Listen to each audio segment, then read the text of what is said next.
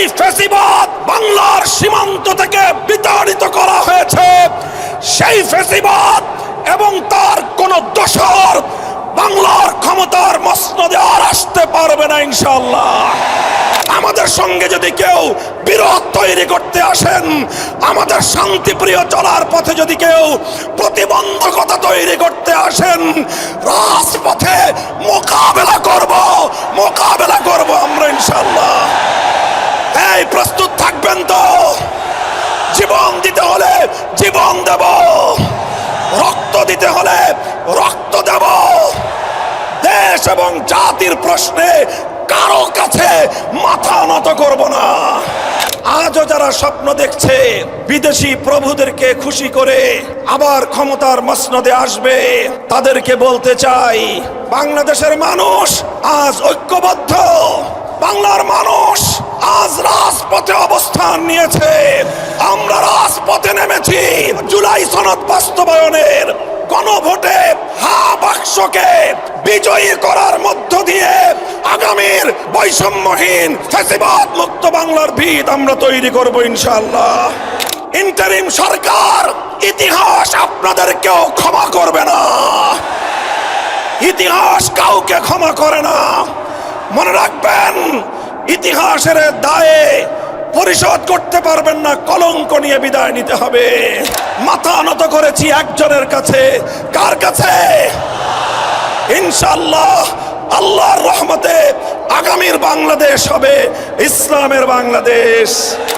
আসসালামু আলাইকুম ওয়া রাহমাতুল্লাহ। আলহামদুলিল্লাহি রাব্বিল আলামিন, ওয়াসসালাতু ওয়াসসালামু আলা সাইয়্যিদিল আমবিয়াই ওয়াল মুরসালিন ওয়া আলা আলিহি ওয়া আসহাবিহি আজমাইন। আউযু বিল্লাহি মিনাশ শাইতানির রাজীম। বিসমিল্লাহির রহমানির রহিম। আল্লাযীনা ইম্মাক্কান্নাহুম ফিল আরদ আকামুস সালাতা ওয়া আতাউজ যাকাতা ওয়া আমারু বিল মা'রুফি ওয়া নাহাউ আনিল মুনকার। সাদাকাল্লাহুল আযীম। আন্দোলনরত ৮ দলের উদ্যোগে আয়োজিত খুলনা বিভাগীয় মহাসমাবেশে উপস্থিত সংগ্রামী সভাপতি, ইসলামী আন্দোলন বাংলাদেশের মোহতারাম আমির পীর সাহেব চরমনাই হযরত সৈয়দ মুফতি মোহাম্মদ রেজাউল করিম, উপস্থিত সম্মানিত প্রধান অতিথি বাংলাদেশ জামাতে ইসলামের আমির জনাব ডক্টর শফিকুর রহমান সহ আন্দোলনরত ৮ দলের কেন্দ্রীয় নেতৃবৃন্দ, বিভাগীয় জেলা নেতৃবৃন্দ, সর্বস্তরের খুলনা বিভাগের প্রাণপ্রিয় আমার তৌহিদি জনতা, সর্বস্তরের বাংলাদেশের নাগরিক বৃন্দ, আজ বাংলাদেশের জুলাই অভ্যুত্থান পরবর্তী, জুলাই বিপ্লব পরবর্তী বাংলাদেশে দাঁড়িয়ে এ পর্যায়ে আমরা স্পষ্ট দেখতে পাচ্ছি বাংলাদেশের মানুষ 2 ভাগে বিভক্ত। একটি ভাগ জনবিচ্ছিন্ন, দেশ বিরোধী, বিদেশি আধিপত্যবাদের এজেন্ডা বাস্তবায়নকারী, ভিন্ন দেশের দালাল এবং ভিন্ন দেশের পদলেহী একটি গোষ্ঠী বাংলাদেশে আছে।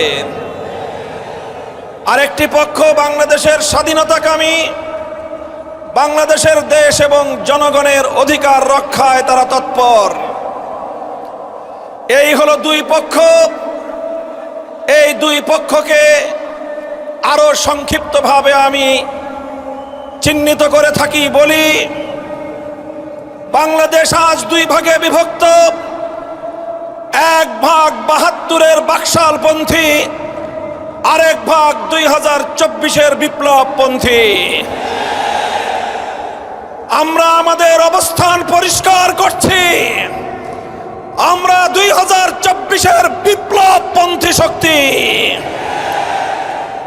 আমি সকল রাজনৈতিক পক্ষগুলোকে জাতির সামনে যার যার অবস্থান পরিষ্কার করার আহ্বান জানাই। হয় আপনি 24-এর জুলাইপন্থী, 24-এর বিপ্লবপন্থী, হয় আপনি বৈষম্য বিরোধী বাংলাদেশের পন্থী, আর না হয় আপনি 72-এর বাকশালের দোসর।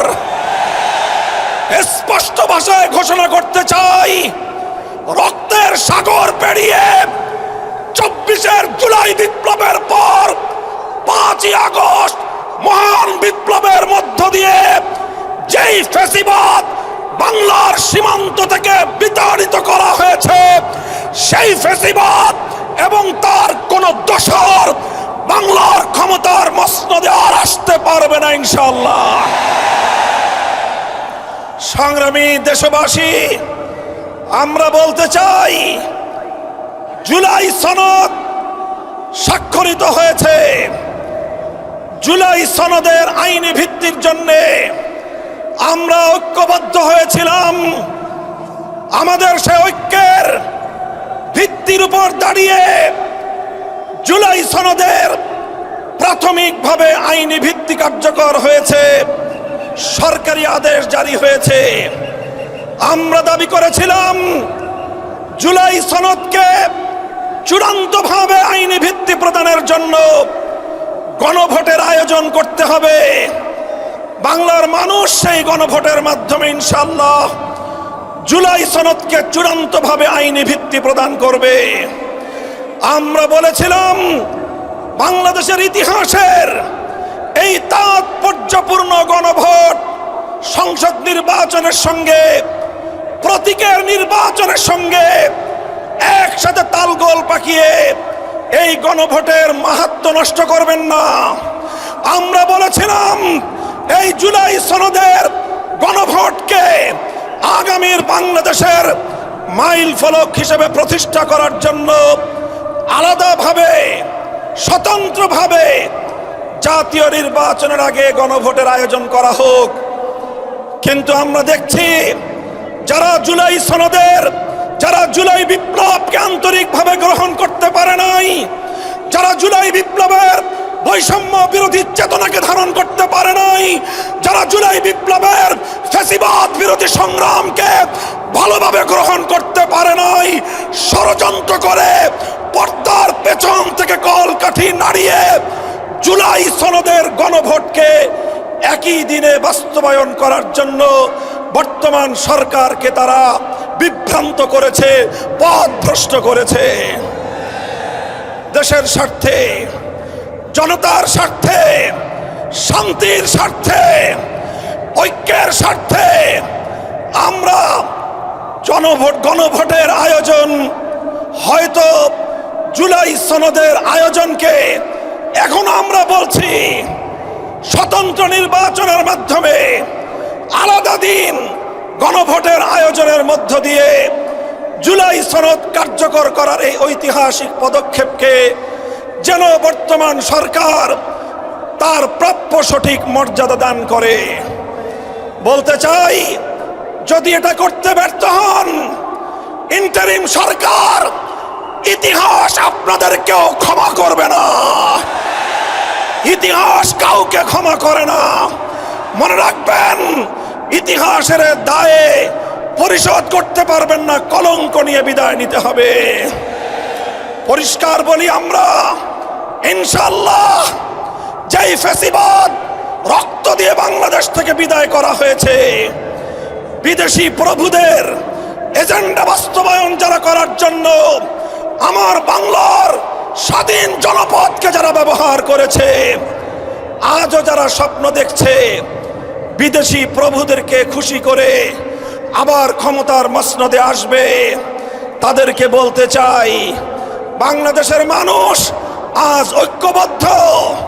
বাংলার মানুষ আজ রাজপথে অবস্থান নিয়েছে।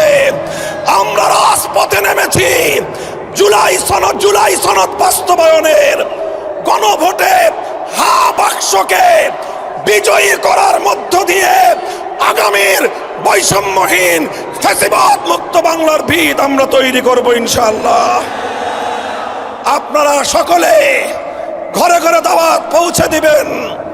দলীয় প্রতীকে নির্বাচনের পাশাপাশি, দলীয় প্রতীকে ভোট দেওয়ার পাশাপাশি গণভোটে হা বাক্সে ভোট দিতে হবে। যদি কেউ এই গণভোটে না ভোটের ক্যাম্পেইন করেন, ধরে নেব আপনারাও ফ্যাসিবাদের দোসর। ইনশাআল্লাহ আমরা রাজপথে আছি। লেভেল প্লেইং ফিল্ড যদি তৈরি করতে ব্যর্থ হয় সরকার, নির্বাচন নিয়ে কোনো অনিশ্চয়তা দেখা দিলে সরকারকেই তার দায় গ্রহণ করতে হবে। সংগ্রামী সাথী ও বন্ধুগণ, এভাবে রাজপথে যে মহান ঐক্য গড়ে উঠেছে, সে ঐক্যে 8 দল মোহনায় মিলিত হয়েছে। ইনশাআল্লাহ জুলাইপন্থী প্রতিটি রাজনৈতিক পক্ষকে দেশকে ভালোবাসতে হলে, আগামী দিনে জুলাই বিপ্লবের চেতনা বাস্তবায়ন করতে হলে 8 দলের এই মোহনায় মিলিত হওয়া ছাড়া বিকল্প কোনো পথ নাই। বক্তব্য শেষ করব শেষ প্রাঙ্গণে, শেষ প্রান্তে দাঁড়িয়ে বাংলাদেশের মানুষের অধিকার আদায়ের, আধিপত্যবাদ বিরোধী আন্দোলনের অবিসংবাদিত নেত্রী বেগম খালেদা জিয়ার জন্য আমি দোয়া করছি, সকলকে আহ্বান জানাচ্ছি। তার জন্য, তার দীর্ঘ হায়াতের জন্য, সুস্থতার জন্য আমরা দোয়া করব। দলীয় সংকীর্ণতার ঊর্ধ্বে উঠে দেশ এবং জাতিকে ভালোবাসতে চাই আমরা।